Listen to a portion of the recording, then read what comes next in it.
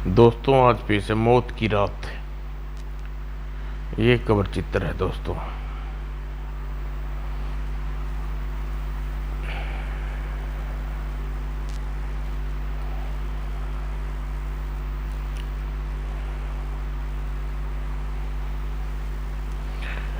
विशाल नगर बहुत ही विशाल था। आसपास के अनेक छोटे मोटे नगर उसकी सीमा में आते थे। राज्य के चारों ओर अमन चैन था। उसी विशाल नगर में एक रात शीघ्र ही फूकार और सम्मोहन में बंधा व्यक्ति लोगों की नज़र से ओंझल हो गया। यह क्या माया थी? ओह, यह पुकार है, ये मुझे खींच रही है, न जाने कहाँ ले जा रही है। रामू काका को मायावी पुकार कहाँ ले गई? बहुत खोजबीन करने के बाद जब रामू का कोई पता न चला तो उसके घर में रोना पीटना होने लगा। आए बापू, रामू श्यामू के रामू कहाँ चला गया तू बापू? और अगली रात फिर ऐसी ही घटना घटी। ओह अरे! इस प्रकार एक रात में एक आदमी प्रतिदिन गायब हो गया। यह सूचना विशाल सेन को मिली तो वह बहुत चिंतित हुआ। हमारे राज्य पर ऐसी बुरी छाया पड़ी है कि प्रतिदिन लोग गायब हो रहे हैं, ऐसा कब तक चलेगा? दूसरी ओर कुंदन वन में एक अंधेरी गली में, अरे यह क्या, कहाँ गया मैं? आह, आजा, आ गया, मेरा शिकार आ गया। और सम्मोहित युवक जब उसके समीप आया और अगले ही पल सिर दी खूनी तांत्रिक से वह नीर युक्ति सारा खून पी डाला। आह, मेरी प्यास बुझ गई। आहा, जान नजीबुल्लाह साहब, तुम मेरी तांत्रिक क्रिया को पूरी करेगी। मैं सहायक बन। लाश को आग में चट चट कर जलने लगी, छू काली खप्पर वाली। और इधर विशाल नगर की प्रजावासी विशाल सेन के पास पहुंची। महाराज, हर रात राज्य में कोई मायावी हवा का झोंका आता है और अपने साथ किसी न किसी आदमी को ले जाता है। उसके बाद पता नहीं चलता कि वह मायावी हवा उस आदमी को कहाँ लेकर जाती है, उसका क्या करती है। महाराज, यदि रोज ऐसा एक आदमी राज्य से गायब होता रहा तो सिर्फ विशाल नगर वासी शून्य हो जाएगा। और पहले कि ऐसा हो महाराज, आप कुछ कीजिए, मायावी हवा के विषय में पता लगाइए। हम स्वयं इस बात को परेशान हैं कि हमारे राज्य में आजकल यह क्या हो रहा है। आप लोग घबराइए नहीं, हमने जैसे भी बन पड़ेगा हम आप लोगों को मायावी हवा से शिकंजे से मुक्ति दिलाएंगे। लोगों के जाने बाद महाराज, आपको विश्वास है कि उस मायावी हवा का पता लगा पाएंगे? क्या बताऊं सेनापति जी, कुछ समझ में नहीं आ रहा। मैं मायावी हवा कौन है और उसके द्वारा हमारे राज्य में भेजी गई जाती है, इस बात का पता कैसे लगा पाऊंगा? महाराज, आप परेशान न हो, इस समय आने दें, आपको इस समस्या का कोई न कोई हल अवश्य निकलेगा। और तब तक हम अपने हाथ पे हाथ रखें, क्या प्रजा इसी प्रकार गायब होते रहते रहें? इसके सिवा और कोई चारा भी नहीं है महाराज। हाँ, यह बात तो है। दूसरी ओर निर्धन में तरंगभंग ऋषि जयवंत से कह रहे थे, जयवंत, जानते हो तुम पितृगृह विशाल नगर में आजकल क्या हो रहा है? नहीं गुरुवर, विशाल नगर से सुदूर भला मैं वहाँ के बारे में कैसे जान सकता हूँ? तो सुनो, इन दिनों वहाँ एक रात को एक मायावी हवा का झोंका नगर में आता है और मायावी झोंके के साथ वहाँ एक नागरिक को ले जाता है। अच्छा, लेकिन वह मायावी हवा का झोंका क्यों और क्या करता है? वह मायावी का हवा का झोंका एक ऐसा अपने मालिक के हुक्म पर करता है। वह अपनी माया में कैद लोग को अपने मालिक तक पहुंचाता है। इसका मालिक निरपराध आदमी का खून पीकर उसके शव को वेदी की आग में जला देता है। ओह, मायावी हवा का मालिक इतना भीषण और क्रूर कांड क्यों कर रहा है गुरुवर? ऐसा करना अदौरपंथ में एक तांत्रिक क्रिया है। इसे क्रिया को 501 बार करने से यह क्रिया करने वाला पुरुष आजीवन अनगिनत तांत्रिक का स्वामी बन जाता है। तब उसे संसार में कोई पराजित नहीं कर सकता, स्वयं भगवान तक भी नहीं। लेकिन गुरुवर, नर पिशाच आखिर कौन है जो इतना घिनौना खेल खेल रहा है? क्या आप उस अपनी शक्ति द्वारा इस बात का पता लगा सकते हैं?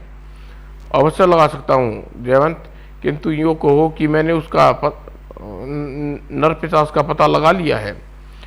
बताऊंगा, उसके बारे में भी बताऊंगा। पहले तुमसे एक बात पूछना चाहता हूँ। बताओ, आज से 200 वर्ष पूर्व तुम्हारे माता पिता की मृत्यु कैसे हुई? गुरुवर, उस समय आपने ही मुझे बताया था कि मेरे पिता कुंजवंत, जो कि उस समय विशाल नगर के सेनापति थे, राजकीय यात्रा पर कुंदन नगर जा रहे थे। राह में एक खूंखार शेर ने आक्रमण कर उन्हें मार डाला। तब उनकी मृत्यु का वियोग सहन न कर पाने की स्थिति मेरी माँ मेरे पिता के शव के साथ ही चिता में जल कर सती हो गई। आपने ऐसा ही बताया था मुझे। हाँ जसवंत, तब हमने तुम्हें ऐसा ही बताया था, पर वह झूठ था। हाँ जसवंत, उस समय यदि मैं तुमसे सच और विचलित होकर तुम अपनी शिक्षा अधूरी छोड़ देते क्या? हाँ, यहाँ से भाग खड़े हो गए होते। चूंकि तुम्हारी शिक्षा पूर्ण हो चुकी है, इसलिए आज तुम्हें सच्चाई बताता हूँ, तो सुनो। तुम्हारे पिता को शेर ने नहीं मारा, अब तो एक घिनौने षड्यंत्र में फांस कर उसकी हत्या की गई थी। गुरुदेव, मैं आपकी बातों ने मेरे मन में बुरी तरह अशांत कर दिया है। कृपया आप मुझे विस्तार से सारी बात बताइए। ठीक है, बताता हूँ। तुम्हारे पिता एक सच्चे देशभक्त थे। झूठ और अन्य बुरी बातों में किसी सूरत में सहन नहीं करते थे। एक दिन राजा विशाल सेन के समीप किसी राज्य के राजकीय यात्रा पर गए हुए थे। त्रिलोचनपुर, तुम बातें बहुत खूब बनाते हो। त्रिलोचन, तुम्हारी संदित में आकर मैं बावली हो उठती हूँ। तन बदन में मेरा कोई वश नहीं रहता उस समय। पद्मा, ये बातें मुझे तुमसे करनी चाहिए। ये सब तुम्हारे सहचर्य में ही तो सीखा है मैंने पद्मा। उसी समय जब प्रतिदिन की भांति महल में निगरानी करता सेनापति कुलवंत महारानी पद्मा के कक्ष से बाहर से गुजरा। आहा, महारानी के शयन पक्ष में किसी पुरुष की हंसने की आवाज़ आ रही है। महाराज तो इस समय राज्य से दूर गए हुए हैं, फिर यह रात के इस पैर में महारानी के कक्ष में कौन है? ओह, और उस स्याही में डूबा कक्ष के द्वार पर, ओह महारानी और अन्य पुरुष की आगोश में यह क्या देख रहा हूँ? स्तंभ सा सीधा सिर दीवार से हट गया। इसका मतलब यह कि महारानी पद्मा चरित्रहीन है। महाराज के जाते ही उन्हें महारानी पद्मा की गलोनी करतूत बताऊंगा। अच्छी राजवंश की स्त्री होकर महारानी पद्मा इतनी नीच गिर गई। और सेनापति कुलवंत उसी समय अपने महल में वापस लौटे। क्या महाराज को महारानी के इस कृतज्ञ के बारे में बताना ठीक होगा? क्यों न महाराज के आने से पहले महारानी से मिलकर उससे इस विषय में बात करी जाए, उन्हें गलत सही राह पर चलने से रोकने की कोशिश करूं। क्या पता महारानी को सद्बुद्धि आ जाए। हाँ, यही ठीक रहेगा। कल प्रातः होते ही महारानी के पास जाकर बात करूंगा। और अगले दिन प्रातः, महारानी जी, सेनापति आपसे मिलना चाहते हैं। मुझसे मिलना? भला मुझसे क्या काम आ सकता है? खैर, उन्हें हमारे पास भेज दो। जो को महारानी जी। कुछ देर पश्चात, कहिए सेनापति, क्या काम है? महारानी पद्मा, आपसे कल रात की घटना के विषय में वार्तालाप करने आया हूँ। कल रात की घटना? मैं समझी नहीं, आप कौन सी घटना की बात कर रही हैं? महारानी जी, इतने अनजान न बने। मैंने छिपे शब्दों में उस घटना का जिक्र कर दिया है जो कल रात मैंने अपनी आंखों से देखी। बताइए महारानी जी, कल रात आपने शयन कक्ष में महाराज विशाल सेन के स्थान पर कौन था? तुम या क्या सब कैसे जानते हो? ओह, मैं अभी कहा था कि कल रात मैंने अपनी आंखों से शयन कक्ष का चित्र देखा था। महारानी जी, आप राजवंश की मर्यादा भूल रही हैं। जब भी समय है आप समझ जाइए। आप अब भी अपनी गलती का प्रायश्चित कर ले। मैं वादा करता हूँ कल वाली घटना का जिक्र मैं किसी से नहीं करूँगा, महाराज से भी नहीं। पद्मा, सेनापति को तुम्हारी कमजोरी के बारे में पता चल गया है। इसे समय सामने इसके झुकना ही ठीक रहेगा। सोचकर मुझे क्षमा कर दीजिए सेनापति। वासना ने मुझे पथभ्रष्ट कर दिया था। मैं आज से त्रिलोचन का मुख भी नहीं देखूंगी। मुझे खुशी है महारानी जी, आपने इतनी जल्दी अपनी गलती को मान लिया।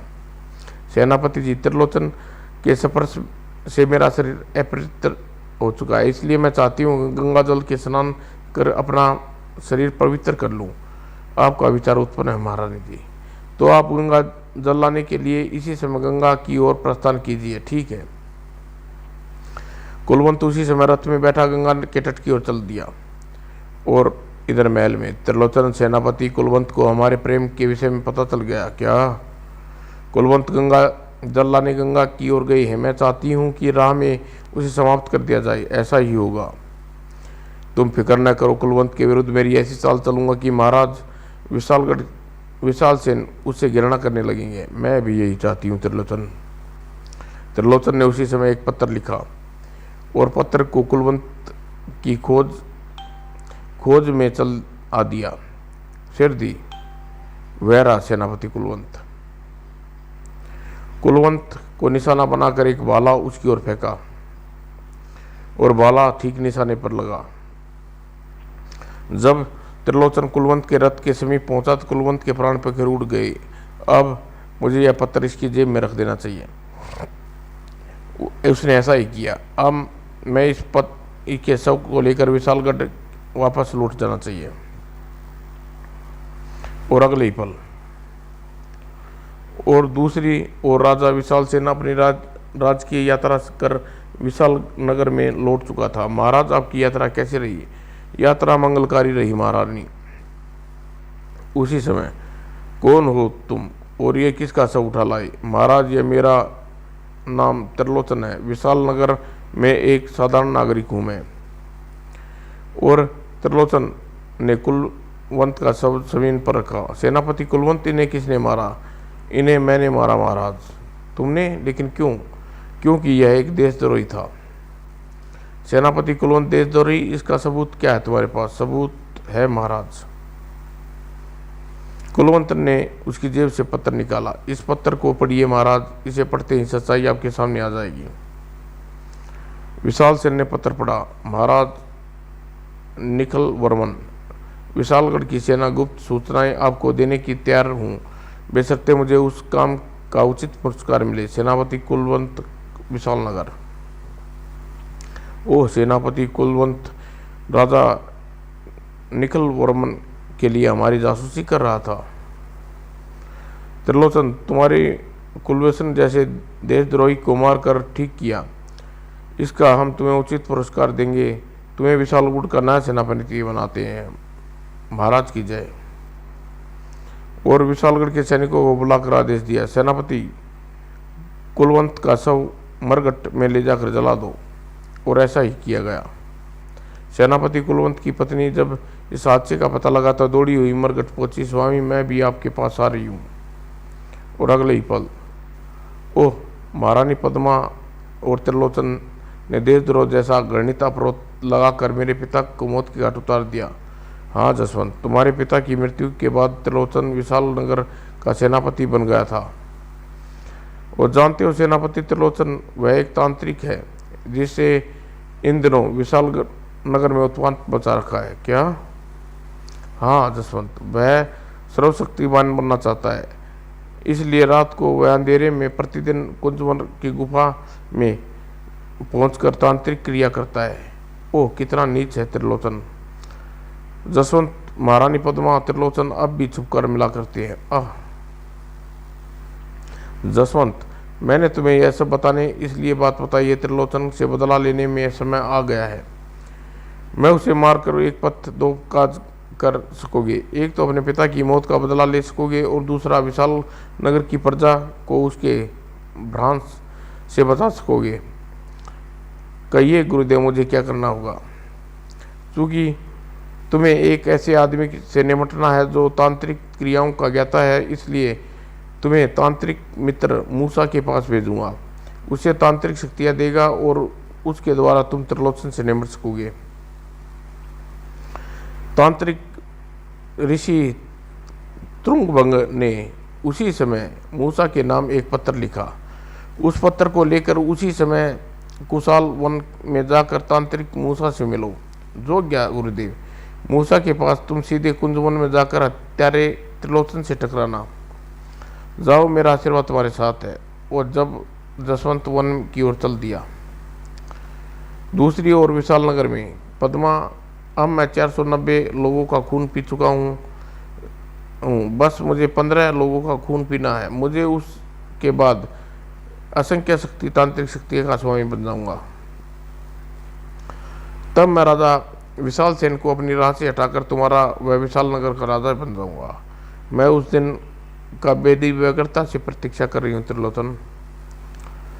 और कुशाल वन में पहुंचकर जसवंत ने तरंगभंग का पत्र तांत्रिक मूसा को दिया। ऋषि तरंगभंग पत्र पढ़कर, आओ बेटा, ऋषि तरंगभंग की इच्छा अनुसार तुम्हें तांत्रिक क्रियाएं द्वारा शक्तिशाली बना दूं। और तांत्रिक मूसा ने वेदी में आग प्रज्वलित की और बहुत देर वह तांत्रिक क्रियाओं को संपन्न करता रहा। तत्पश्चात उसने वेदी से उसने गर्म राख निकाली और जयंत संपूर्ण शरीर पर वेदी की गर्म राख मलने के पश्चात, जयवंत, तुम्हारे पिता और उसके हत्यारे के पास जाकर उसे मिटाने तुम्हें शरीर में मली हुई जहरीली तांत्रिक राख का प्रभाव में आकर वह हत्यारा मर जाएगा। और जब जयंत कुंजवंश की ओर चल पड़ा, कुंजवन में पहुंचकर वह रात को हो चली थी। शायद यही गुफा है जहाँ त्रिलोचन तांत्रिक यज्ञ करता है। और गुफा के समीप छिपकर कुछ देर में ही यह तो मेरे पिता का हत्यारा। और गुफा में जाकर त्रिलोचन ने तांत्रिक यज्ञ प्रारंभ कर दिया। छू काली, छू खप्परवाली और सिर दी। जैसे ही मायावी हवा का झोंका हवा बाहर निकला, मुझे सिर दी इस मायावी हवा के झोंके के सामने आ जाना चाहिए। और जैसे ही ऐसा किया और मायावी हवा का झोंका मुड़कर उसे गुफा में ले गया। और गुफा में प्रवेश, हब्बास मायावी हवा के झोंके, आज तू बड़ी जल्दी मेरे शिकार को अपने जाल में फंसा लाया। चूंकि जयंत के शरीर पर तांत्रिक क्रियाओं द्वारा अभिमंत्रित की हुई राख मली हुई थी, इसलिए वह जमीन पर गिर पड़ा। मेरा शरीर आग से जल रहा है। शरीर में लगी आग की तपिश सहन न कर पाने के कारण वह कलाबाजी खाने लगा। सिर दी, उफ, उसके प्राण त्याग दिए। मेरे पिता के हत्यारे देख लिया तूने अपना अंजाम, तड़ाक। जयवंत ने उसे पीठ पर लादा और गुफा से बाहर आया और उसे मृत त्रियसेन को घोड़े पर पीठ पर लादा। और विशालपुर में जब राजा विशाल सेन के सामने, महाराज, उस हत्यारे को ले आया हूँ जो हर रात विशालगढ़ के नागरिक को गायब कर देता था। उसकी करतूतें के कारण आप भी काफ़ी परेशान थे। जरा हम भी तो देखें, उसकी सूरत देखें। उसकी सूरत अवश्य देखिए महाराज। पहले आप महारानी पद्मा को यहाँ बुला लीजिए। महारानी पद्मा यहाँ बुला लूँ? लेकिन क्यों महाराज? मेरी आपसे प्रार्थना की आप महारानी जी को यहाँ बुलाएंगे। अच्छा ठीक है, हम उसे बुलाते हैं। पद्मा के आने पर जसवंत ने त्रिलोचन का समीर जमीन पर रखा और सीधा रखा। यह तो सेनापति त्रिलोचन महाराज, यही है वह तेरा विशालपुर के लोगों को गायब कर उसका खून पीता था क्या? हाँ महाराज, मेरी बात पर यकीन न हो तो महारानी जी से पूछ लीजिए। और विशाल सेन ने महारानी पद्मा की ओर देखा। महारानी, यह क्या कर रही है? तुम रुक जाओ।